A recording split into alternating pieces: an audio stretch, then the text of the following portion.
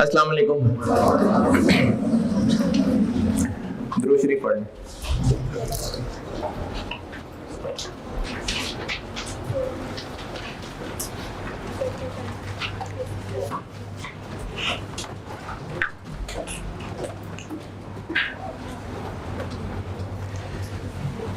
कल मैं पढ़ा रहा था क्लासिफिकेशन ऑफ कॉस्ट।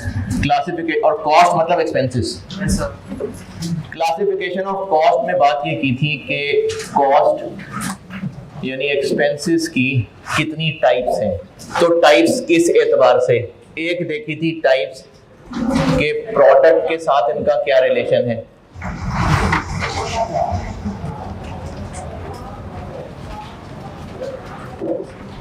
इसमें दो बातें की थी, एक डायरेक्ट कॉस्ट थी। डायरेक्ट कॉस्ट वो कॉस्ट है जिसका प्रोडक्ट के साथ डायरेक्ट रिलेशन है, वो प्रोडक्ट बनाने में डायरेक्टली इन्वॉल्व है। इसीलिए ये कैलकुलेट हो सकता है कि एक यूनिट ऑफ प्रोडक्ट बनाने में कितने रुपए की कॉस्ट लगेगी। क्योंकि है ही डायरेक्टली रिलेटेड, खर्चा हो ही इसलिए रहा है कि प्रोडक्ट बना रहे हैं। प्रोडक्ट नहीं बनाएंगे तो वो खर्चा नहीं होगा, डायरेक्टली रिलेटेड है। तो इसकी मिसालें हैं उस प्रोडक्ट पे लगने वाला डायरेक्ट मटेरियल और उस प्रोडक्ट पे काम करने वाले मजदूर की तनख्वाह, डायरेक्ट वेजेस। ये दो मिसालें दी थी। इनडायरेक्ट कॉस्ट वो होती है जो डायरेक्ट नहीं होती, यानी अगर प्रोडक्शन नहीं होगी तो भी ये खर्चा होगा। अब ठीक है, तो क्या चेंज किया वहां? मैंने तो माइक इधर ही होता है।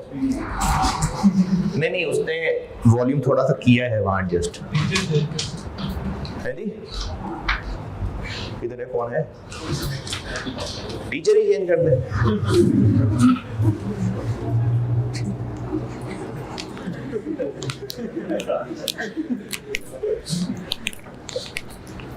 डायरेक्ट कॉस्ट वो है जिस खर्चे का प्रोडक्ट के साथ डायरेक्ट रिलेशन है। प्रोडक्ट बनाएंगे तो खर्चा होगा, खर्चा करेंगे तो प्रोडक्ट बनेगा, प्रोडक्ट नहीं बनाएंगे तो वो खर्चा नहीं होगा। इसकी मिसाल थी डायरेक्ट मटेरियल और डायरेक्ट लेबर। इनडायरेक्ट कॉस्ट वो है जो प्रोडक्ट के साथ डायरेक्टली लिंक्ड नहीं है। प्रोडक्ट बने ना बने ये खर्चे होते हैं, इनको इनडायरेक्ट कॉस्ट कहते हैं। और इसके लिए की जुमला तो ये है कि फैक्ट्री के सारे एक्सपेंसेस सिवाय डायरेक्ट मटेरियल और डायरेक्ट लेबर, ये सब इनडायरेक्ट कॉस्ट होती हैं। यानी बस इतना भी लिख लें कि फैक्ट्री के सारे expenses other than direct material और डायरेक्ट लेबर। इधर दो चेयर्स आ जाएंगी और उधर रखना है।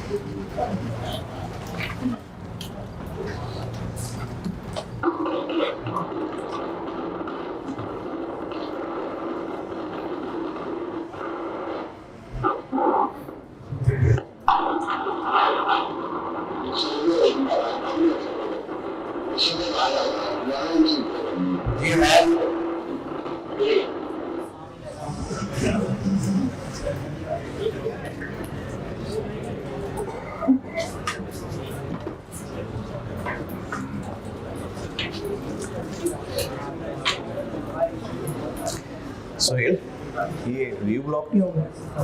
व्यू नहीं ब्लॉक हो रहा?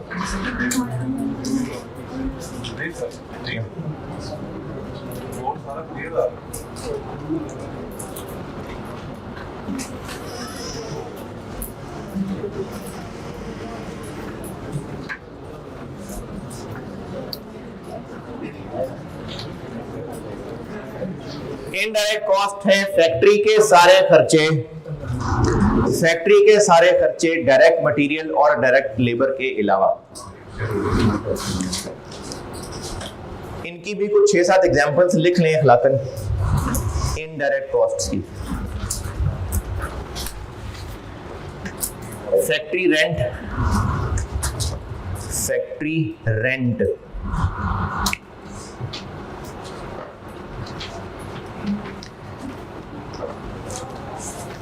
Indirect material,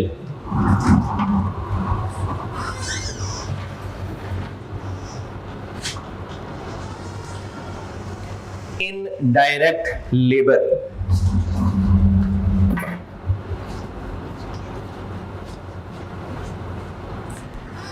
fuel and power, fuel and power,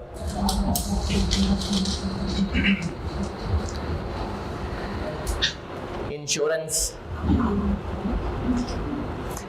factory assets की इंश्योरेंस, फैक्ट्री के एसेट्स की डेप्रिसिएशन,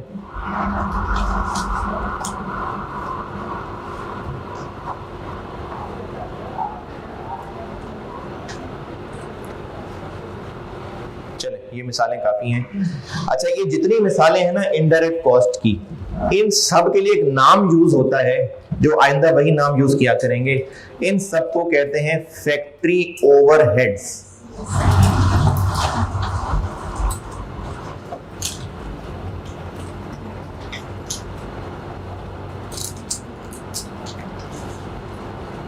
फैक्ट्री ओवरहेड्स, और इसको आइंदा प्यार से मैं FOH कहा करूंगा, FOH, factory overheads.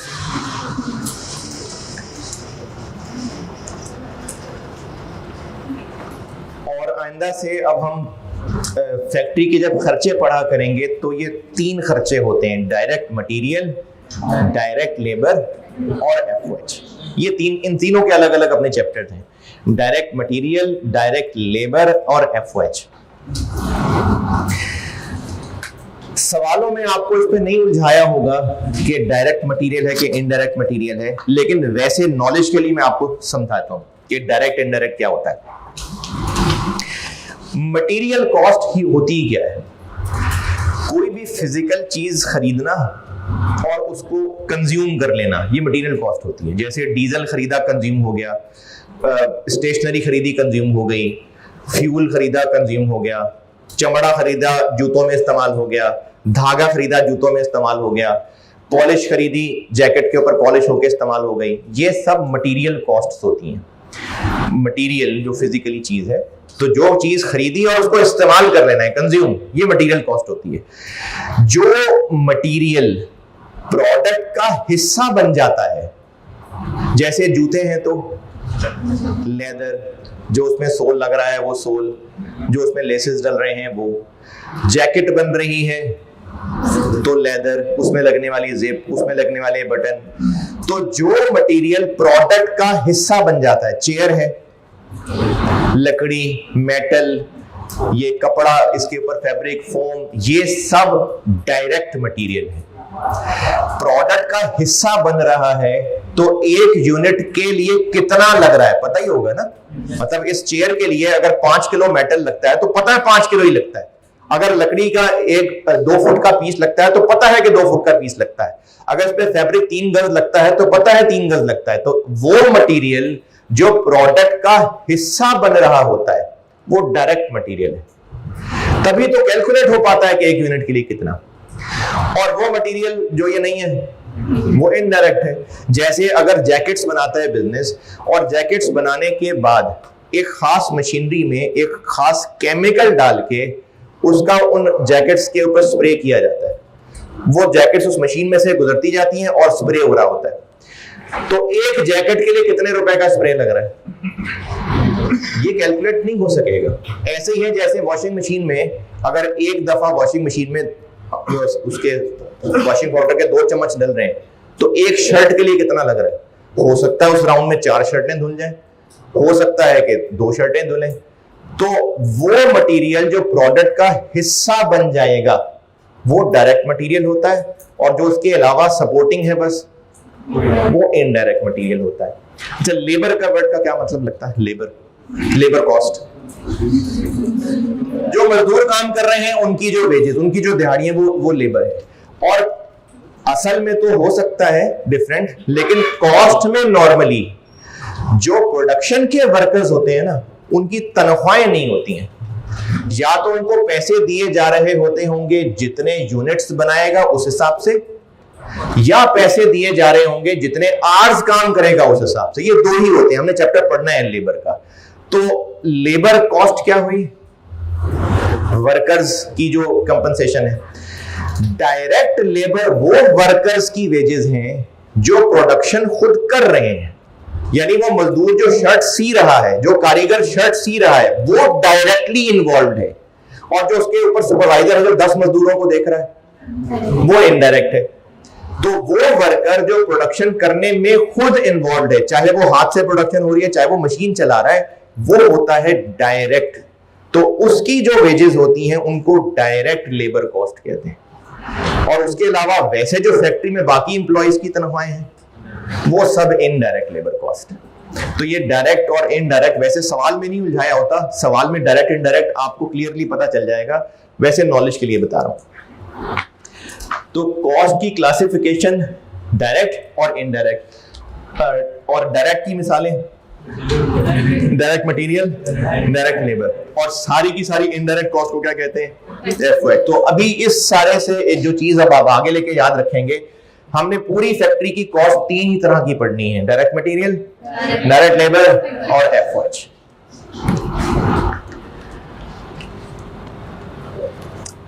Direct material, direct labour, FOH से रिलेटेड कोई परेशानी सवाल है तो बोलिए।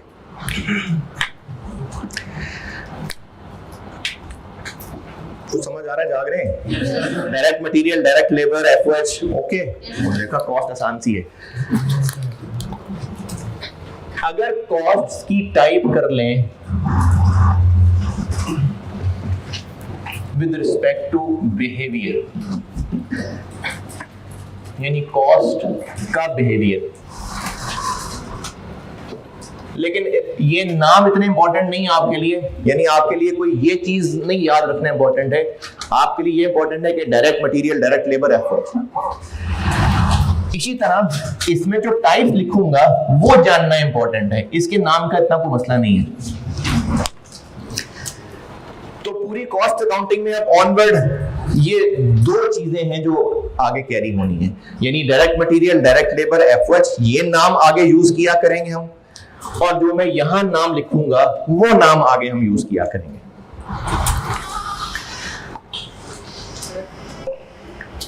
जी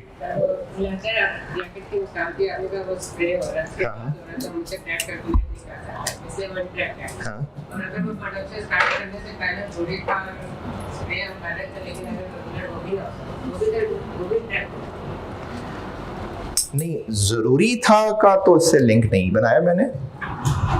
दोबारा बोलिए। प्रोडक्शन स्टार्ट करने से स्टार्ट में अगर हम स्प्रे करें तो वो कैलकुलेट हो सकता है कैसे? फिर अगर 10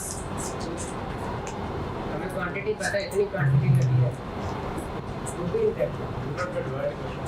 देखिए अगर ऐसे है ना कि कैलकुलेट हो सकता है, तो मैंने कल बात की थी, रेंट भी पर यूनिट कैलकुलेट हो सकता है। अगर पूरी फैक्ट्री का जो साल का रेंट है उसको पूरे साल में जितने यूनिट्स बने उनसे डिवाइड कर दें तो रेंट पर यूनिट तो आ जाएगा। तो कैलकुलेट हो सकता है कि बात नहीं है। एक मशीन है, उसमें एक स्प्रे लगना है, उस स्प्रे में जो केमिकल इस्तेमाल हो रहा है, एक जैकेट के लिए वो कितना केमिकल लग रहा है, ये इसलिए सही तरह से कैलकुलेट नहीं हो सकता क्योंकि कभी उस मशीन में एक बैच में 10 जैकेट्स गुजार रहे होंगे, कभी हो सकता है 12 गुजार रहे हो, कभी हो सकता है 20 गुजार रहे हो। जैसे मैंने वॉशिंग मशीन की मिसाल दी थी कि आपने जैकेट स्प्रे होते नहीं देखी, लेकिन घर में कपड़े तो कभी धुलते देखे होंगे ना, कभी धोए होते हैं कपड़े ना, कभी तो धोते हैं कपड़े, नहाते भी होंगे, धोते कपड़े भी धोते होंगे। तो वो जो वॉशिंग मशीन में अगर कपड़े धुल रहे हैं तो वॉशिंग मशीन का जो उसका टब साइज है उसके हिसाब से उसमें मशीन में पाउडर डल जाएगा, उस टब में अगर 2 चम्मच पाउडर डल गया, हो सकता है कभी 3 सूट धुले, कभी उसी में 4 सूट धुल जाए, कभी 1 सूट धुल जाए। तो वो जो उसमें पाउडर डल रहा है वो तो मशीन के टब के साइज के हिसाब से डल रहा है, जो कि पानी ने उसको लेके घूमना है। कभी कपड़े उसमें ज्यादा भी डल सकते हैं, कभी कम भी डल सकते हैं। तो एक यूनिट के साथ उसका डायरेक्ट ताल्लुक नहीं निकल पा रहा, इसलिए ये इनडायरेक्ट। डायरेक्ट इनडायरेक्ट ओके ना, डन। बिहेवियर के एतबार से ज्यादा मशहूर 2 हैं, लेकिन मैं एक और भी बता दूंगा। एक है वेरिएबल कॉस्ट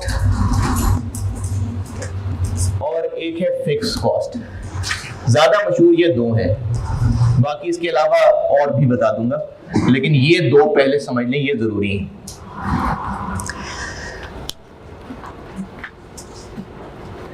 और इन दोनों की ज्यादा इंपॉर्टेंस है कॉस्ट में।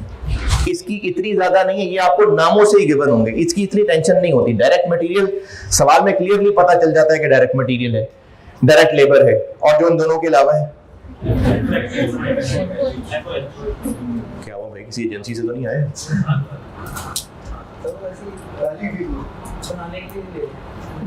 नहीं, आप वो कोई मार्केटिंग टीम का हिस्सा है या? अच्छा, तो स्माइल करनी मैंने कि क्या पढ़ाता रहूं बस?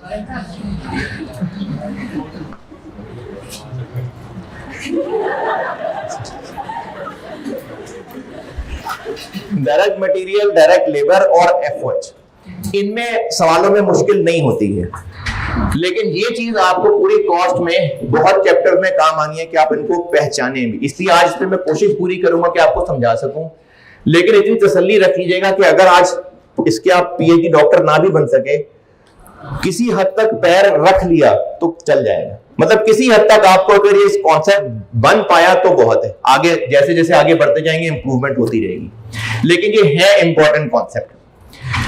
पहले मिसालें समझाता हूं, फिर मैं बताऊंगा वेरिएबल फिक्स क्या होता है।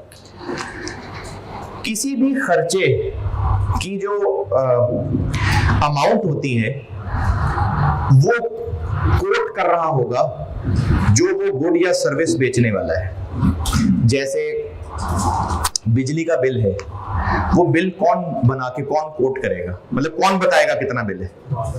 आपदा वाले, लेस्को वाले बताएंगे, लाहौर में बैठे तो लेस्को वाले बताएंगे। अगर किसी शॉप से स्टेशनरी खरीदी है तो कितने पैसे कौन बताएगा? वो शॉपकीपर बताएगा।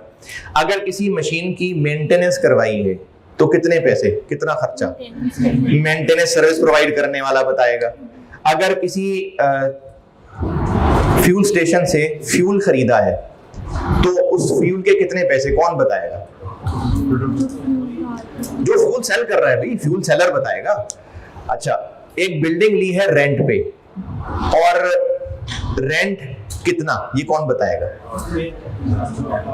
जो लैंडलॉर्ड है जिसने बिल्डिंग किराए पे ली है वो बताएगा। एक मशीन जनरेटर है, वो किराए पे देना है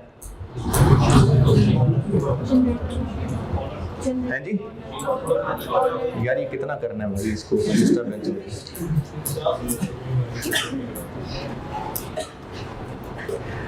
अच्छा जरा बात सुने, आप वो वहाब साहब के साथ कनेक्टेड हैं या हैं? मार्केटिंग मैनेजर, अच्छा ठीक। उनसे कहिएगा कि अभी मैंने ना क्लास खत्म होगी 11:15, तो अगर मुझे वो 11:15 मिल लें क्लास के बाद, ठीक है क्या?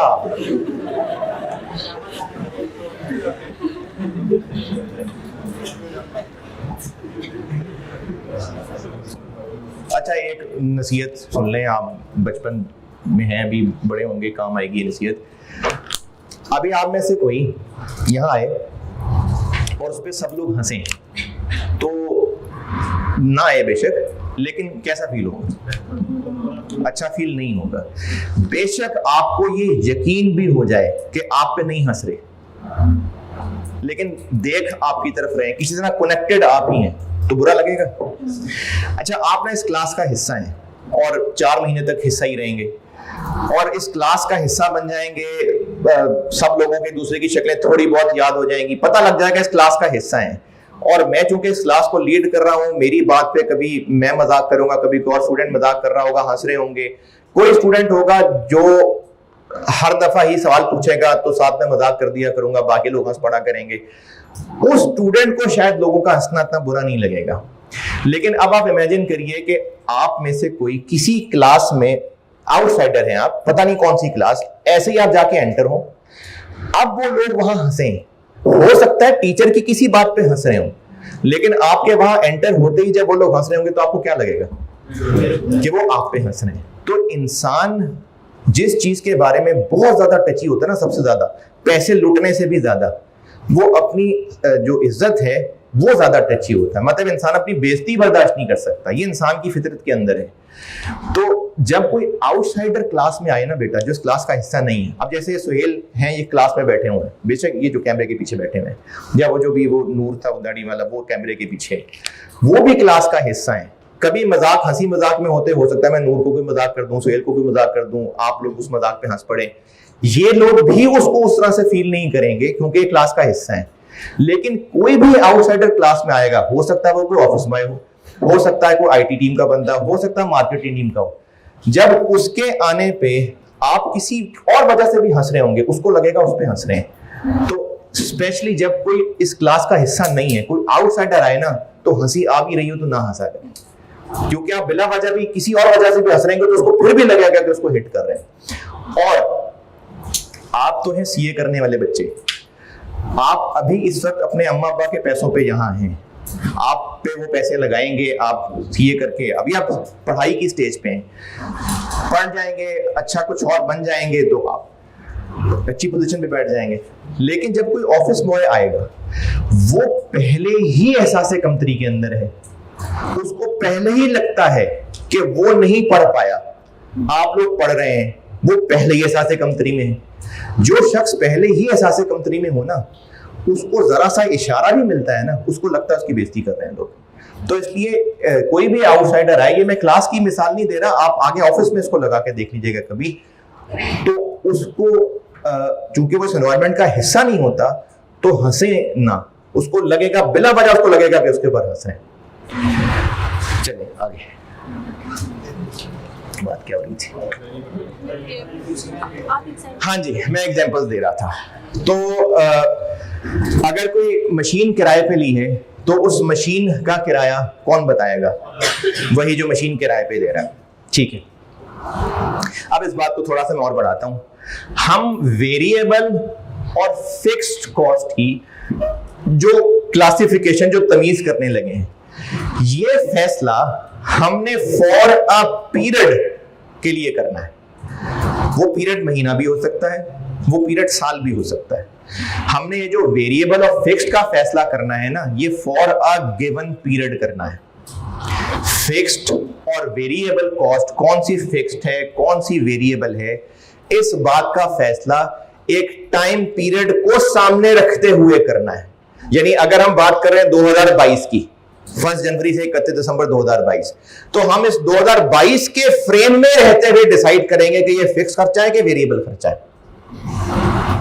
ये बात हमने वेरिएबल और फिक्स्ड की जो तमीज करनी है, वो एक गिवन टाइम फ्रेम को सामने रखते हुए करनी है।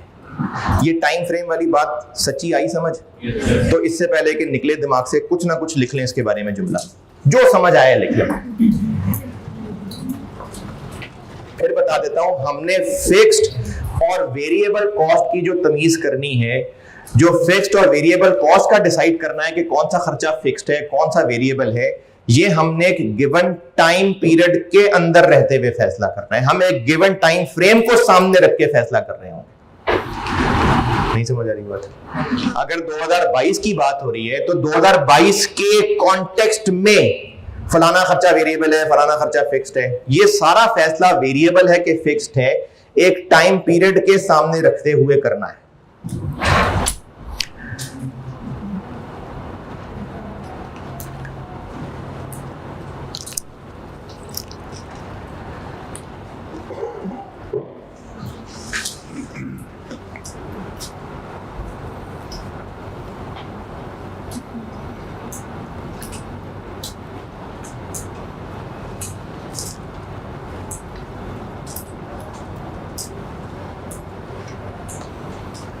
ये बात लिख ली?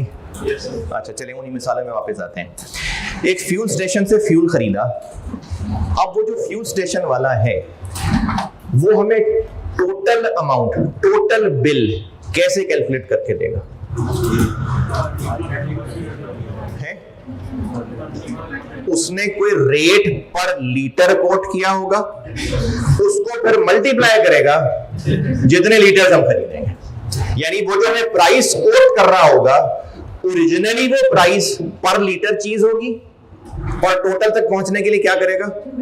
नंबर ऑफ लीटर से मल्टीप्लाई करेगा। ऐसे ही है ना, पेट्रोल पंप से पेट्रोल डलवाएंगे तो कोट क्या हो रहा होता है, मतलब कोट मतलब जो बताया जा रहा होता है पर लीटर, टोटल बिल कैसे निकलेगा?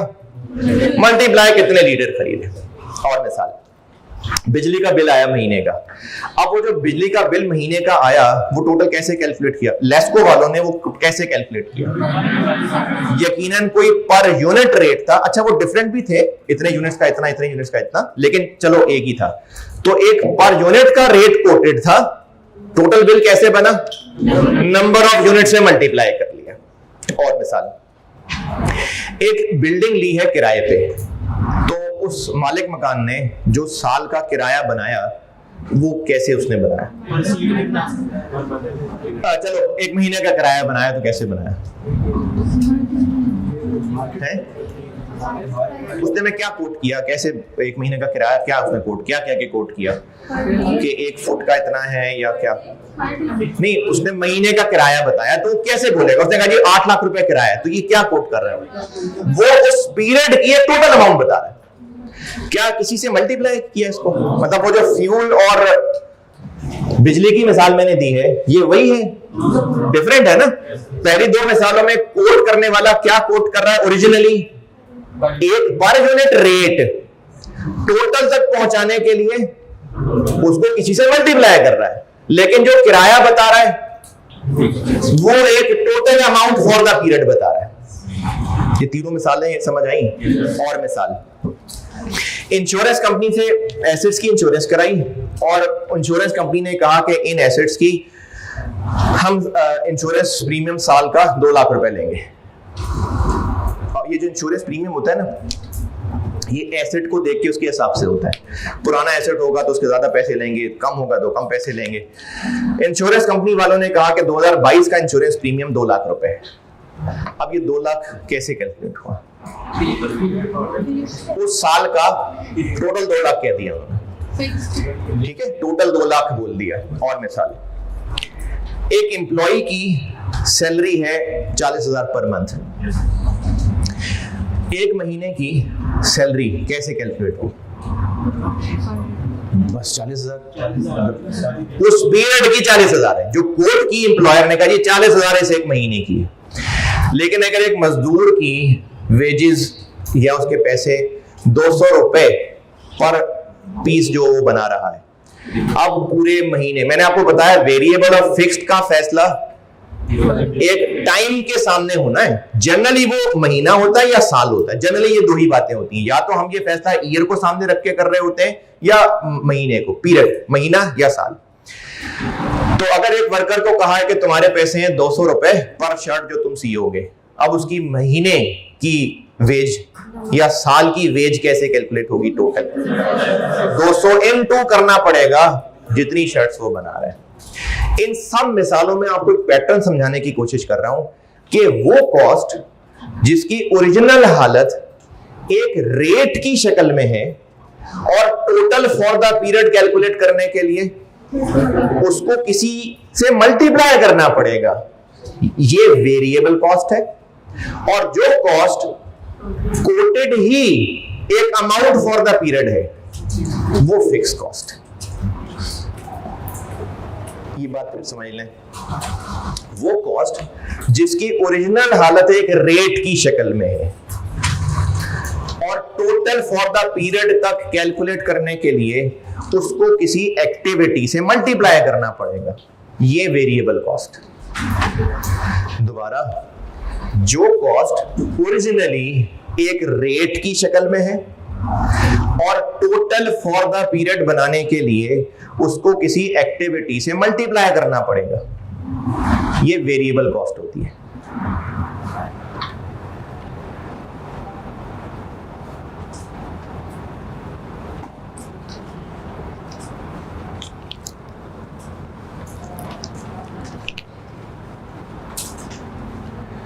और वो कॉस्ट जो कोट ही ओरिजिनली एक total amount for the period होती है, मतलब उसकी ओरिजिनल हालत ही एक total amount for the period है, वो फिक्स कॉस्ट।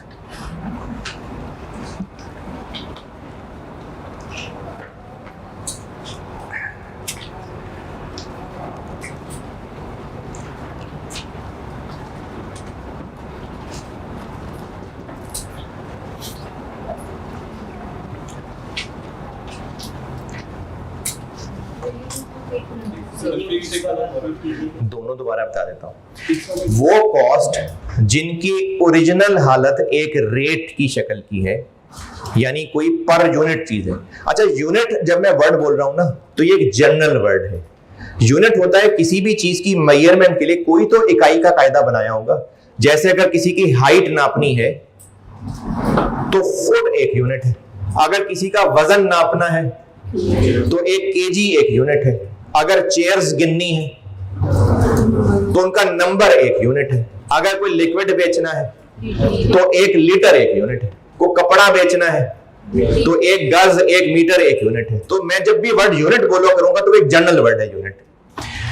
वेरिएबल कॉस्ट मैंने ये बोली है कि वेरिएबल कॉस्ट वो कॉस्ट है जिसकी ओरिजिनल हालत, यानी जो ओरिजिनली कोट करता है सप्लायर, वो एक रेट की शक्ल में होती है, और टोटल फॉर द पीरियड। कौन सा पीरियड? हम वेरिएबल फिक्स कॉस्ट का फैसला एक पीरियड को सामने रख के कर रहे हैं, for the year 2022, for the month of June. तो हम लोग किसी एक पीरियड को सामने रख के बात कर रहे हैं। तो वो कॉस्ट जो ओरिजिनली कोट होती है एक रेट की शक्ल में, लेकिन टोटल फॉर द पीरियड निकालने के लिए उसको किसी एक्टिविटी से मल्टीप्लाई करना पड़ता है, वो वेरिएबल कॉस्ट।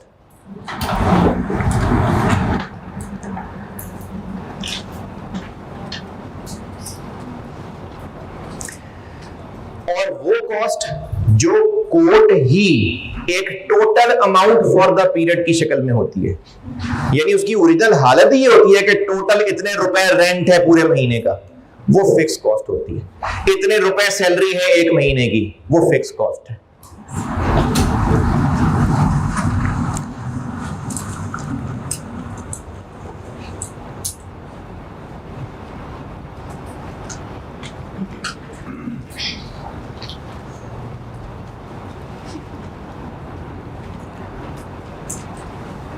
अच्छा, अब मैं आपको मिसालें बताता हूं, तो आपने अब ये करना है कि फौरन नहीं बोलिएगा, कुछ 2-4-5 सेकंड की खामोशी।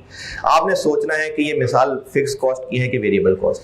ठीक है, मैं मिसालें बताऊंगा, जबानी चलाना है, जबानी चलाते रहें। चाहे तो मैं आपको जो मिसालें बताता जाऊं वो आप फिक्स्ड और वेरिएबल के कॉलम बना के रेलिवेंट जगह लिखते रहना।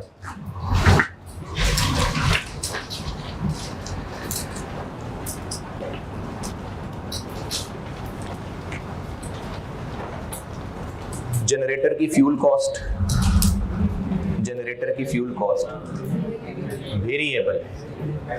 क्यों? Total fuel cost for the year कैसे पता चलेगी? जितने लीटर इस्तेमाल हुआ होगा उसको पर लीटर से मल्टीप्लाई करके टोटल फ्यूल कॉस्ट निकलेगी। इसको मैं एक और तरह से भी बताता हूं, वो खर्चा जो किसी एक्टिविटी से लिंक है, एक्टिविटी कम होगी तो टोटल खर्चा कम होगा, ज्यादा बारिश होगी तो ज्यादा पानी आएगा, कम बारिश होगी तो कम पानी आएगा। तो ये खर्चा जो किसी एक्टिविटी से लिंक है, एक्टिविटी कम ज्यादा होने से खर्चा कम ज्यादा होता है, वो वेरिएबल है। पहले भी मैंने यही बात की थी, बस एक डिफरेंट एंगल से की है। वो खर्चा जो किसी एक्टिविटी से लिंक्ड है कि एक्टिविटी कम होगी तो टोटल खर्चा कम बनेगा, एक्टिविटी ज्यादा होगी तो टोटल खर्चा ज्यादा बनेगा, ये वेरिएबल कॉस्ट है। तो फ्यूल कॉस्ट क्यों वेरिएबल है? क्योंकि फ्यूल कम यूज होगा टोटल फ्यूल कॉस्ट कम आएगी, फ्यूल ज्यादा यूज होगा टोटल फ्यूल कॉस्ट ज्यादा आएगी। तो फ्यूल कॉस्ट वेरिएबल है।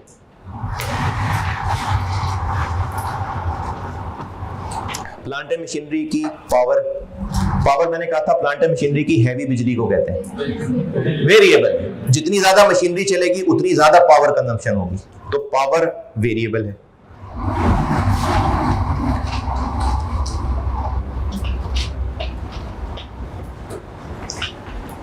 डायरेक्ट मटेरियल कॉस्ट,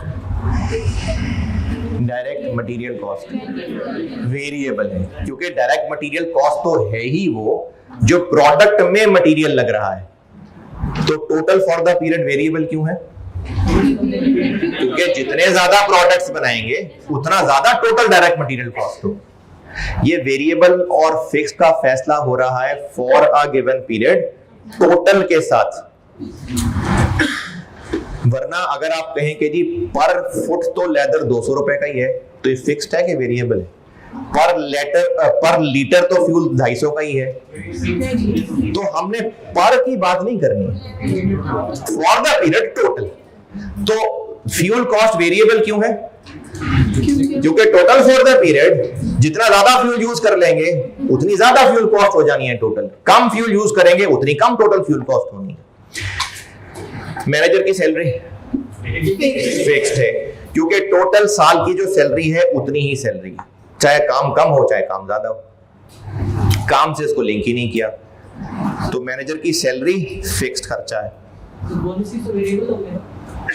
नहीं, उसको भी वेरिएबल अभी रहने दे, बोनस ये लेबर चैप्टर में करेंगे बात। वो बोनस डिपेंड करता है ना बोनस किस चीज का है। अगर एक एनुअल बोनस है तो वो फिक्स खर्चा है, अगर वो कोई पर यूनिट करके बोनस है तो वेरिएबल खर्चा है। तो वो डिपेंड करता है चीज क्या है। सेल्समैन की कमीशन है 2 रुपए पर यूनिट सोल्ड। क्यों? क्योंकि जितने ज्यादा यूनिट्स बेचेगा उतनी ज्यादा टोटल कमीशन।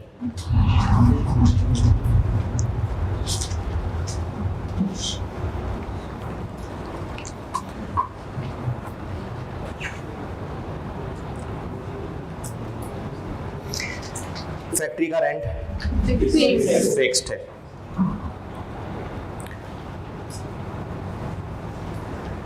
अच्छा, जिन्होंने अकाउंटिंग पढ़ी हुई है, स्ट्रेट लाइन मेथड पे निकली हुई डेप्रिसिएशन फिक्स्ड है। रिड्यूसिंग बैलेंस फिक्स्ड है, फिक्स्ड है।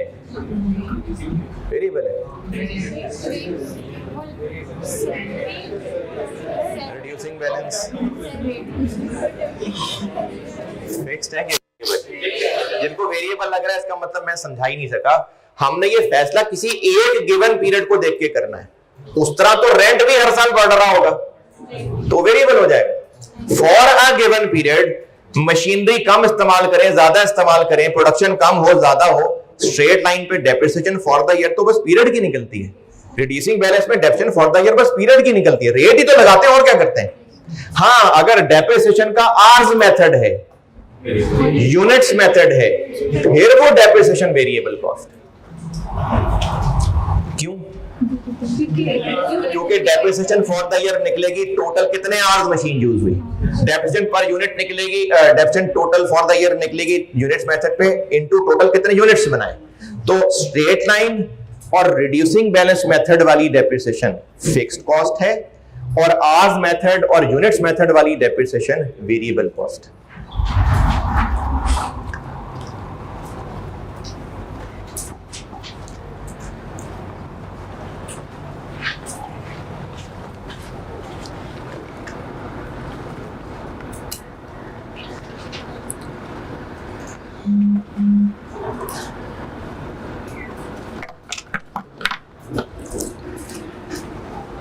अच्छा, एक सवाल लिखिए।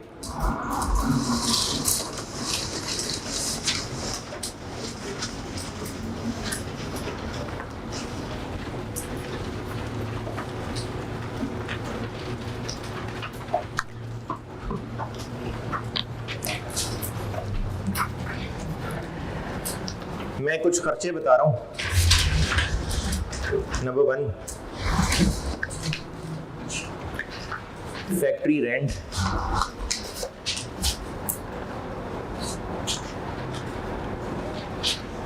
₹30,000 per month.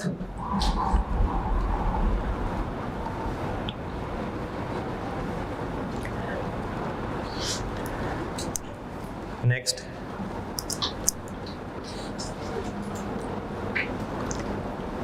Fuel cost, fuel cost 200 पर लीटर, 200 रुपए पर लीटर। और इसी पॉइंट में ही आगे कंटिन्यू करें, इसी पॉइंट में ही total fuel used during the year. Total fuel used during the year.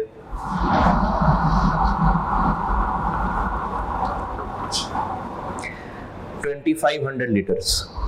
2500 liters. तीसरा खर्चा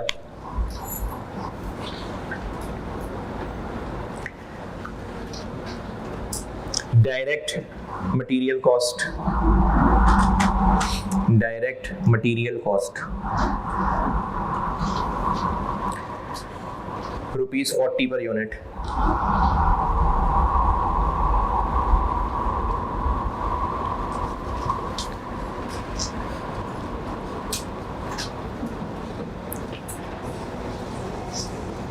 अगला पॉइंट, अगला खर्चा. यूनिट्स नहीं बताया, बाद में बताता हूँ. अगला खर्चा यानी इन पॉइंट्स के बाद बताऊंगा यूनिट्स. अगला खर्चा direct labour cost. Direct labour cost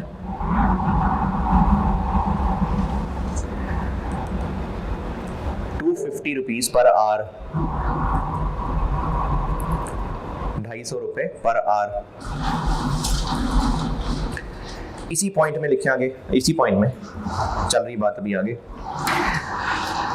1 unit of product, 1 unit of product requires, 1 unit of product requires, है बेटे मैंने ठीक है. 1 unit of product requires 3 labor hours.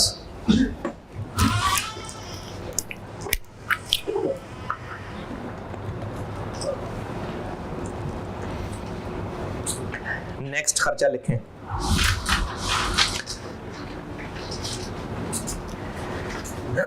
Supervisors salary. Supervisors salary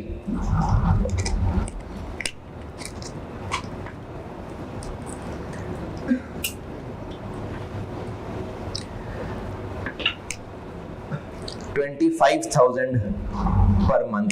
25,000 रुपए पर मंथ.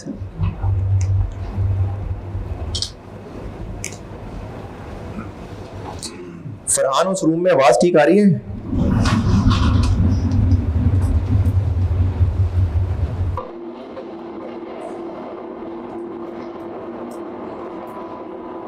अच्छा, अगर आपने बोला तो आपकी कोई आवाज नहीं आ रही, शोर आ रहा है बस.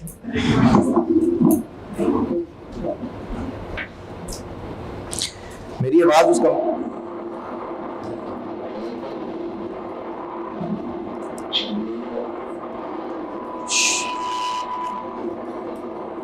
नहीं. फरहान रहने दो, शोर आ रहा है, शोर आ रहा है बहुत.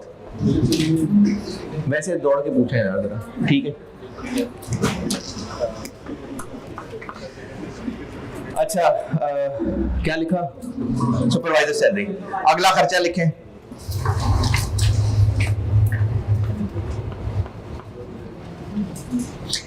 Electricity cost. Electricity cost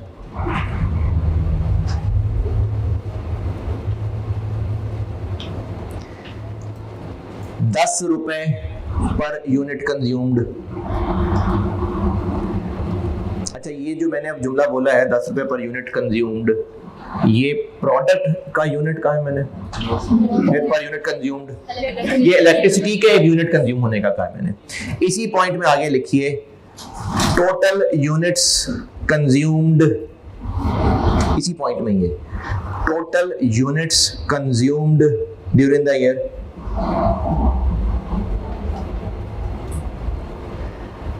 $13,000 units. Next खर्चा लिखें.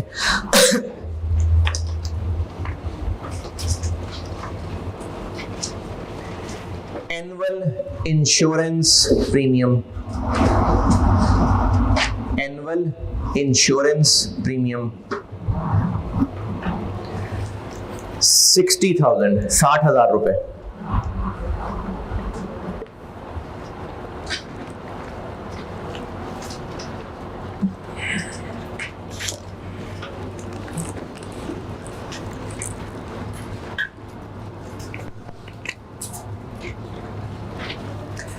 चलें, खर्चे बस यही है।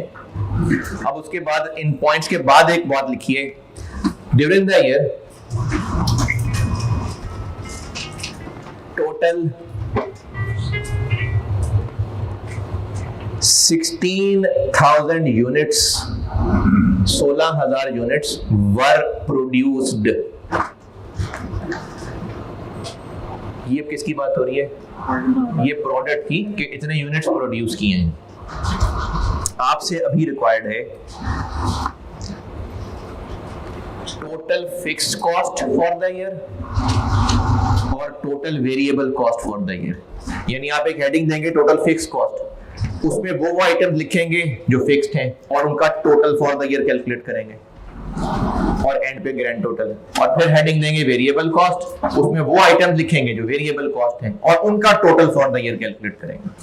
करिए।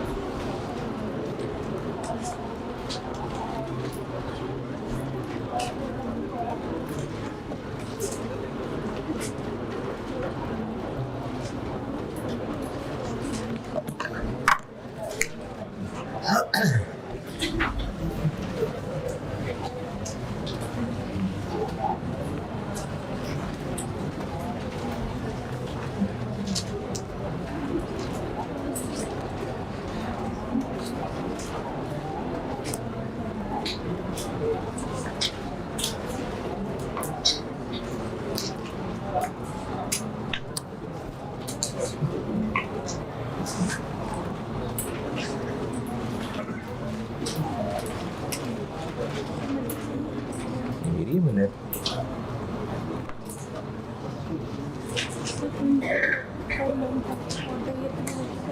मंथ भी तो पीरियड ही है ना, कोई एक्टिविटी थोड़ी है। एक्टिविटी मतलब इतने लीटर, इतने आवर्स, इतने यूनिट्स। मंथ एक पीरियड है।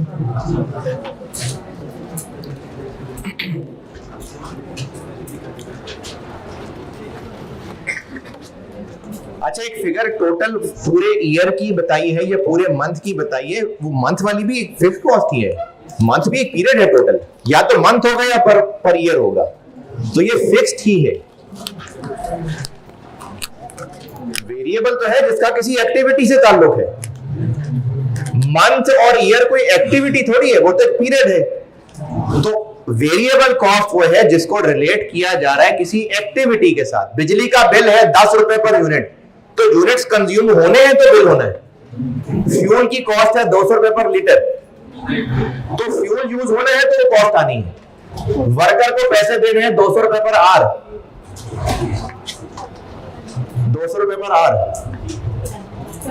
तो उसने आवर्स काम करना है तो आर से मल्टीप्लाई देना है। लेकिन ये जो खर्चा जो है फॉर अ मंथ या फॉर अ ईयर, वो पीरियड का खर्चा है। अब आप कहें कि जी आर भी तो एक टाइम पीरियड ही है। असल में जो पैसे आर के तय है ना, उनको उतने आर से मल्टीप्लाई करना है जितने आर वो काम कर रहा है। तो ज्यादा आर्स काम कर रहा होगा तो ज्यादा पैसे ले रहा होगा, कम आर्स काम कर रहा होगा तो कम पैसे ले रहा होगा। लेकिन जो खर्चा कोटेड ही पर ईयर या पर मंथ करके, वो बस पीरियड का खर्चा है। जी डन। तो मैं जी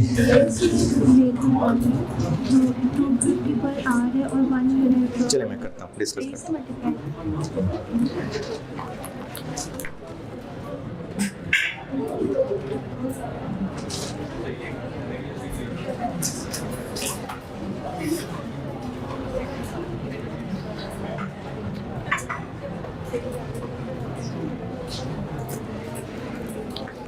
पहला खर्चा क्या है? फैक्ट्री का रेंट 30,000 पर मंथ। ये क्या है? फिक्स्ड है। लेकिन चूंकि मैंने आपको कैलकुलेट कहा था टोटल फॉर द ईयर करने को, तो इनटू बार 360। अच्छा, इसमें ना एक कंफ्यूजन हो, बल्कि एक चीज और बता दूं,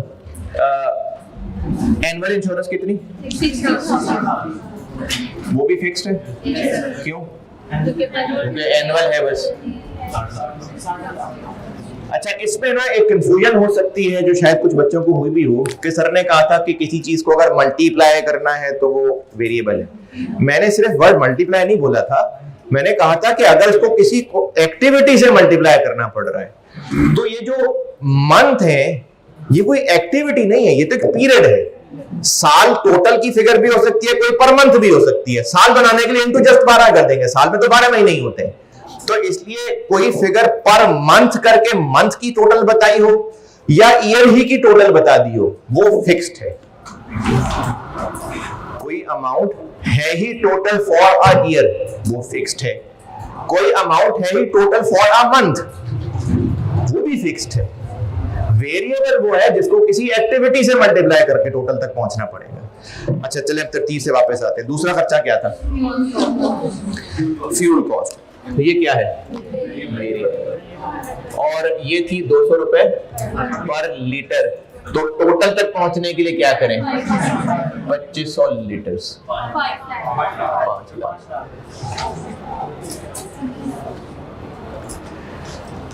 तीसरा खर्चा डायरेक्ट मटेरियल, वेरिएबल है।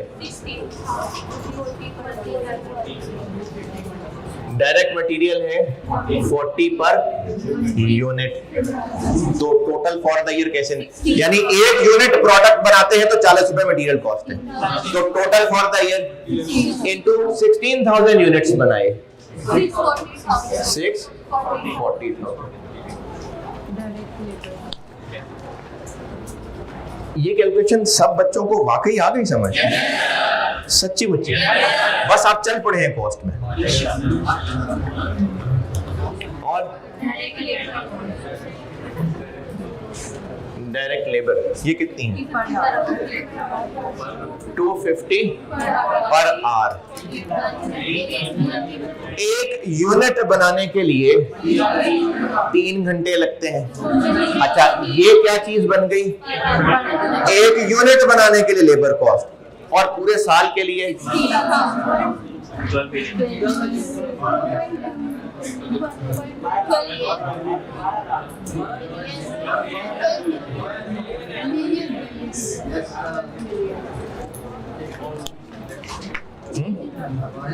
नहीं, ये भी सबसे हो गया सीरियसली। खैर मैं उनकी शक्लें भी देख के आता हूँ यार, उन्होंने भी थोड़े से पैसे दिए ना तो।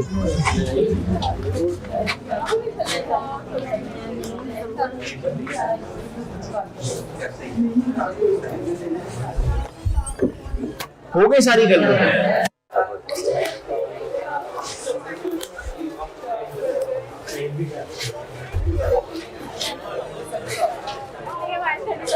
वालेकुम अस्सलाम।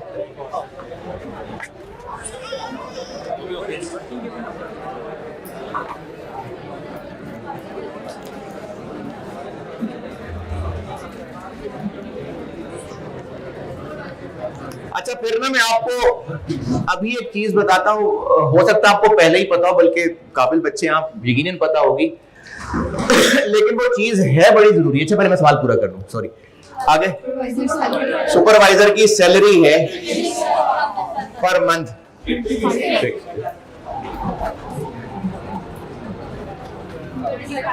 25,000 पर मंथ, तो इनटू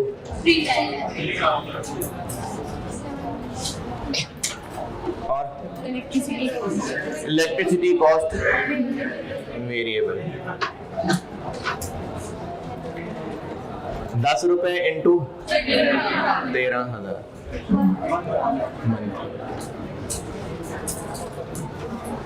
और बस टोटल तो कर ही लिया होगा।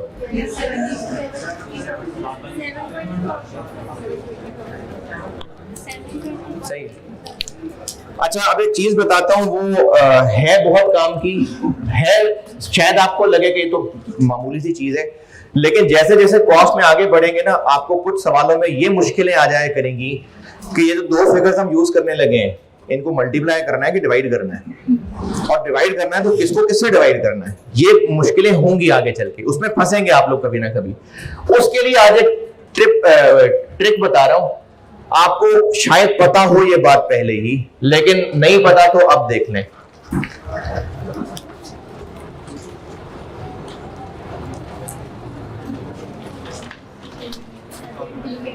कितना कमाल है, शाबाश, जबरदस्त।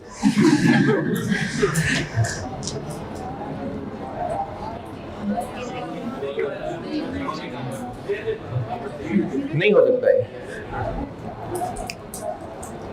क्यों? क्योंकि ना जब कोई नंबर आपस में प्लस माइनस मल्टीप्लाई डिवाइड हो रहा है, तो देखने में तो वो number plus minus multiply divide हो रहा है, वरना वही सलूक उनके मेजरमेंट यूनिट के साथ भी हो रहा है। किलोमीटर प्लस हो सकते हैं तो ये 5 और 8 3 8 बने, किलोग्राम और किलोमीटर नहीं हो सकते प्लस, इसलिए ये 5 + 3 8 नहीं बन सका। ये हम क्या निकाल रहे हैं, ये क्या है, ये चीजें, ये 5 लाख क्या है, ये रुपीज है, रुपीज। ये 200 क्या है, ये 200 रुपीज 200 पर लीटर। ये क्या है, 2500 लीटर्स।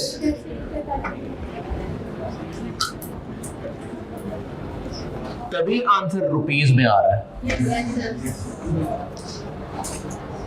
अच्छा, ये 250 क्या है, ये रुपीज 250 पर आवर। 3 क्या है, क्या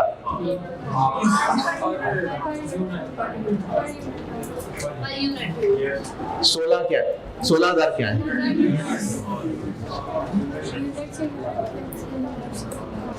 तो आंसर रुपीस में बन रहा है। तो जब कोई भी figures plus minus multiply divide हो रही होती हैं तो वही सलूक उनके मेजरमेंट यूनिट के साथ भी हो रहा होता है। ये 5 लाख क्या है? रुपीस डिवाइडेड बाय 2500 क्या है? क्या है ये? लीटर्स। इसको सॉल्व करें, क्या आंसर है? 200। अब वो 200 तो है लेकिन रुपीस पर लीटर है, क्योंकि रुपीस डिवाइडेड बाय लीटर। तो जब भी कोई figure plus minus multiply divide होती है वही सलूक उसके मेजरमेंट यूनिट्स के साथ भी हो रहा होता है। मैंने कल कुछ क्वेश्चंस आपको कहे थे कॉपी से लेने को, और वो आज शायद आपके ग्रुप में भी शेयर्ड हैं, और ऑनलाइन वाले बच्चों रिकॉर्डिंग के लिए मैंने आपके कोर्स में रख दिए हैं। सब तक पहुंच गए? बेसिक कॉन्सेप्ट्स वाले में से क्वेश्चन नंबर 8 होमवर्क है आपका।